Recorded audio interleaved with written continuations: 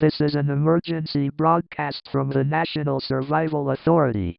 Please listen carefully to the following instructions.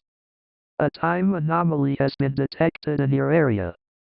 Reports have confirmed sightings of the Lepidodendron tree.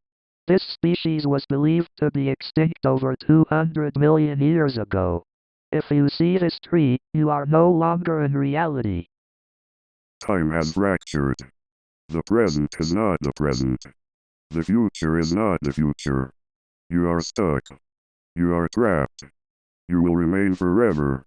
The Lepidodendron should not exist. It has returned from an era long gone, an era before humanity. If you see it, you are in a place beyond time.